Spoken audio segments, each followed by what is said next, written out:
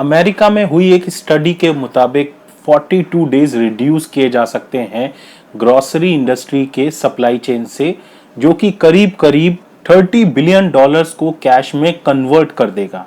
और ये $30 बिलियन आएंगे कहां से? इन्वेंट्री से। $30 बिलियन मतलब करीब करीब 250 करोड़ रुपए। और ये स्टडी हुई थी अमेरिका में। मतलब इंडिया की बात करें तो ये अमाउंट 700 to 800 करोड़ तो होगी ही। ऊपर से अभी बात सिर्फ ग्रोसरी सप्लाई चेन की ही हो रही है।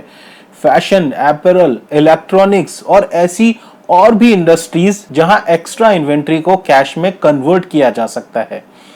Having cash is most of the times better than having extra stock। हमारे घर में ही देखो कितनी सारी आइटम्स आपको दिखेंगी जो आपने सिर्फ जोश में या किसी को देखकर परचेज कर ली और अब घर के किसी कोने में धूल चाट रही हैं। अगर आपके पास ये ऑप्शन हो कि इन सारी आइटम्स को कैश में कन्वर्ट किया जा सकता है, तो कौन होगा जो ये ऑप्शन अवेल नहीं करना चाहेगा। एक स्टडी कहती है कि एक टिपिकल मैन्युफैक्चरिंग ऑर्गेनाइजेशन का ओवरऑल कॉस्ट का 80% कॉस्ट तो सप्लाई चेन में ही इन्वेस्टेड रहता है और रिटेलर्स की बात करें तो उनका भी 70 to 80% कॉस्ट भी सप्लाई चेन में ही इन्वेस्टेड रहता है इन्वेंट्री के रूप में। इतना सब कुछ बताने का पर्पस सिर्फ इतना है कि थोड़ा भी इंप्रूव किया जाए तो एक अच्छी खासी कॉस्ट को कैश में कन्वर्ट किया जा सकता है और ये पैसा इन्वेस्ट करके इंटरेस्ट के रूप में प्रॉफिट में कन्वर्ट भी किया जा सकता है। आज हम डिस्कस करने वाले हैं mastering customer satisfaction, the power of efficient customers response in supply chain के बारे में, जिसके जरिए डूबता हुआ आपका बिजनेस, आपकी शॉप प्रॉफिटेबल बन सकता है। हमने जाना कि 80% कॉस्ट एक टिपिकल मैन्युफैक्चरिंग ऑर्गेनाइजेशन या रिटेलर की सप्लाई चेन में ही इन्वेस्टेड रहती है।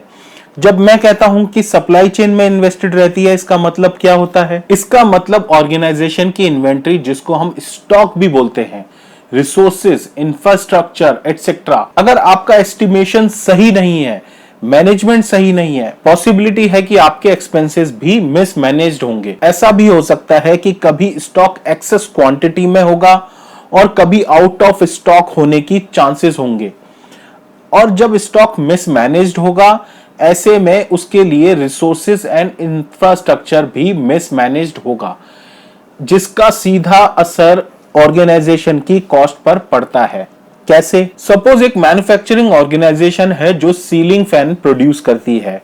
अगर उसका सप्लाई चेन मिसमैनेज्ड है तो चांसेस आर हायर कि स्टॉक कभी बहुत ही ज्यादा एक्सेस होगा और कभी कभी वो आउट ऑफ स्टॉक भी हो जाएंगे। आउट ऑफ स्टॉक होने की सिचुएशन में सीधा सीधा सेल्स लॉस बियर करना पड़ता है, जिसका इंपैक्ट नेट प्रॉफिट पर पड़ेगा। इसका उल्टा, अगर उसके पास स्टॉक एक्सेस क्वांटिटी में है तो उसको मैनेज करने के लिए रिसोर्सेज भी ज्यादा चाहिए होंगे और इंफ्रास्ट्रक्चर भी। Eight the end of the day इसका असर भी ऑर्गेनाइजेशन की नेट प्रॉफिट पर पड़ता है। एक बहुत ही फेमस कोट है, money saved is money earn. जो पैसा आपने बचा लिया बस वही आपका प्रॉफिट है। इसलिए मैंने स्टार्टिंग में मेंशन किया था कि अगर इसमें थोड़ी भी इंप्रूवमेंट लाई जाए तो ऑर्गेनाइजेशन की ओवरऑल कॉस्ट को रिड्यूस किया जा सकता है। कुछ ऐसे ही पॉइंट्स हैं इंप्रूवमेंट के लिए, जैसे एक वेल डिफाइंड प्रोसेस होना चाहिए जिसको हम एसओपी भी बोलते हैं। इसकी फुल फॉर्म है स्टैंडर्ड ऑपरेटिंग प्रोसीजर। और डिसीजन मेकिंग के लिए वेल डिफाइंड गाइडलाइंस होनी चाहिए। हम कोशिश करें कि जो भी बैरियर्स हैं जो सीधा ऑर्गेनाइजेशन को ग्रो होने से रोकता है, उन बैरियर्स को रिमूव किया जाए। ये बैरियर्स ऑर्गेनाइजेशन लेवल पर भी हो सकते हैं और फंक्शनल लेवल पर भी। एक विजिबिलिटी अच्छी होनी चाहिए जिसको हम दूरदर्शिता भी बोलते हैं। ऑर्गेनाइजेशन का विजन क्लियर रहना चाहिए कि उसको करना क्या है। एक ऐसा प्लान हो जिसको हम ब्लूप्रिंट्स भी बोलते हैं, जिसमें हमको पहले से ही पता हो कि हमको हमारे सप्लाई चेन को कैसे ऑपरेट करना है और इंफॉर्मेशन को कैसे इंटीग्रेट करें जिससे सप्लाई चेन को ऑपरेट और प्लान करने में हेल्प मिले। ये केस स्टडी है सप्लाई चेन मैनेजमेंट पर, जिससे हम कुछ सीख सकते हैं और जिसको अप्लाई करके एक ऑर्गेनाइजेशन की कॉस्ट को इंप्रूव किया जा सकता है। Material to be purchase centrally to take advantage of pricing, suppose आपकी मल्टीपल यूनिट्स हैं ऑल ओवर इंडिया में, it is true that you will need to buy for your units, लेकिन इसमें मैक्सिमम प्रोडक्ट्स या मैक्सिमम सर्विसेज ऐसी होंगी जिसको आप अपने हेड ऑफिस से ही परचेज कर सकते हो। ऐसे में आपके पास अच्छी खासी क्वांटिटी होगी क्योंकि आप सभी यूनिट्स के लिए वो प्रोडक्ट या सर्विस परचेज कर रहे हो। ऐसे में आप वेंडर या सप्लायर से कॉम्पिटिटिव प्राइस पर प्रोडक्ट या सर्विस परचेज कर सकते हो। कुछ प्रोडक्ट या सर्विसेज ऐसे भी होंगे जिसको यूनिट वाइज इंडिपेंडेंटली ही परचेज किया जाए तो अच्छा होगा। इससे होगा क्या, आपके सप्लायर को आप सेंट्रली जोड़ सकते हो और बड़े सप्लायर को भी आप अपने पोर्टफोलियो में ऐड कर सकते हो। सप्लायर के साथ एक पार्टनरशिप डेवलप की जा सकती है, सप्लायर की परफॉर्मेंस को इंप्रूव किया जा सकता है, प्रोडक्ट या सर्विस की क्वालिटी को यूनिफॉर्म रखा जा सकता है। जो भी आपके मैन्युफैक्चरिंग प्लांट्स हैं उनकी location supplier and customer base पर ही डिसाइड हो। जो भी डिस्ट्रीब्यूशन सेंटर हैं उनकी लोकेशन कस्टमर की डेमोग्राफिक के बेसिस पर डिसाइड हो। इसके अलावा ट्रांसपोर्टेशन की फैसिलिटीज भी मैटर करती हैं।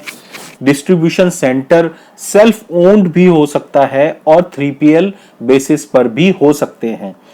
डिस्ट्रीब्यूशन सेंटर को कस्टमर के नजदीक रखने का मोटिव ये होता है कि कस्टमर के साथ एक पार्टनरशिप बिल्ड हो सके और यही बेसिस है एफिशिएंट कस्टमर रिस्पांस, जिससे कस्टमर के स्टॉक को इमीडिएटली रिफिल किया जा सकता है। ECR या बोले तो एफिशिएंट कस्टमर रिस्पांस में आने वाली स्ट्रेटेजीज की कोई ऐसा सॉफ्टवेयर जिससे सभी टॉप से बॉटम तक कनेक्टेड रहें, जिसके थ्रू मैन्युफैक्चरर को सप्लायर से जोड़ा जा सकता है, सप्लायर को डिस्ट्रीब्यूटर से और डिस्ट्रीब्यूटर को कस्टमर से।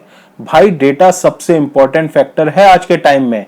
अगर आप सबको आपस में जोड़ देते हैं तो इंफॉर्मेशन या डेटा के थ्रू सही टाइम पर सही डिसीजन लिया जा सकता है। बार कोडिंग के थ्रू डेटा को कलेक्ट करके पॉइंट ऑफ सेल्स के थ्रू मैक्सिमम डेटा के थ्रू डिसीजन मेकिंग को इंप्रूव करना। मैन्युफैक्चरर, डिस्ट्रीब्यूटर, सप्लायर और कस्टमर के बीच रिलेशनशिप डेवलप को और भी इंप्रूव किया जा सकता है। कंटिन्यूअसली कस्टमर की लोकेशन पर इन्वेंट्री या बोले स्टॉक को रिफिल किया जाए जस्ट इन टाइम या क्रॉस डॉक के थ्रू। भाई आजकल वो टाइम चला गया कि आप स्टॉक को भर के रख लो जितना हो सके। कस्टमर की चॉइस लगातार बदल रही है, कस्टमर को हर रोज कुछ नया चाहिए, इसलिए सबसे ज्यादा जरूरी है कस्टमर के बिहेवियर पर लगातार नजर रखो और उसके हिसाब से ही जब जितनी जरूरत है उसको इमीडिएटली फुलफिल करने की एबिलिटी को क्रिएट किया जाए। और ये सब करने से क्या बेनिफिट होता है भाई, ECR या बोले तो एफिशिएंट कस्टमर रिस्पांस को इंप्लीमेंट करने से कई बेनिफिट्स हैं।